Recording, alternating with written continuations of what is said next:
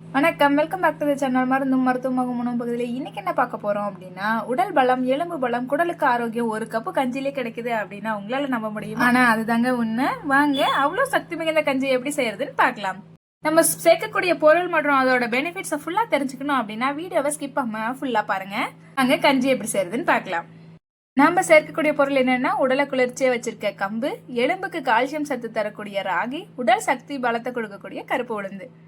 நீங்க கூடவே பச்சை பயிரும் சேர்த்துக்கலாம். நான் 3 பொருள் மட்டுமே செய்யணும். ஏன்னா எல்லா வகையான தானியங்கள்ல இருக்கக்கூடிய சத்துக்களும் இந்த 3 பொருட்களையே இருக்குங்க. அதனாலதான் நம்ம இந்த 3 பொருளை வச்சு மட்டும் கஞ்சி செய்ய போறோம்.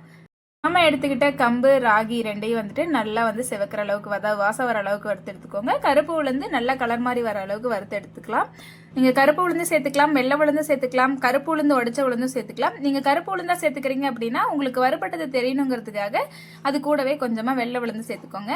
வெள்ளை உளுந்து கலர் மாதிரி வரும்போது வறுபட்டுருச்சுன்னு நம்ம தெரிஞ்சுக்கலாம். நம்ம இந்த 3 பொருளையும் நிறைய அளவு செஞ்சு கூட ஸ்டோர் பண்ணி வச்சுக்கலாம். ஏர்டைட் கண்டெய்னரில் சேர்த்து வைக்கணும். நீங்கள் ஃப்ரிட்ஜில் வைக்கணும்னு அவசியம் இல்லை, வெளியிலே வச்சுக்கலாம். 3 மாதம் அளவு கெட்டு போகாது. ஈரம் படாத பார்த்துக்கிட்டாவே போதும். நான் கம்மியான குவான்டிட்டி செய்கிறதுனால நான் மிக்ஸி ஜார்லேயே அரைச்சி எடுத்துக்கிறேன். நல்லா பவுடராக அரைச்சி எடுத்துக்கணும். கொரகரப்பாக அரைச்சிங்க அப்படின்னா அது வேகிறதுக்கு டைம் எடுக்கும். இப்போ நம்ம இதை நல்லா பவுடராக அரைச்சிக்கலாம். அப்படி நீங்கள் பவுடராக அரைக்க முடியலைன்னா அரைச்சிட்டு சளிச்சு எடுத்துக்கோங்க. அதிலிருந்து நான் 3 ஸ்பூன் அளவுக்கு பவுடர் எடுத்துக்கிறேன்.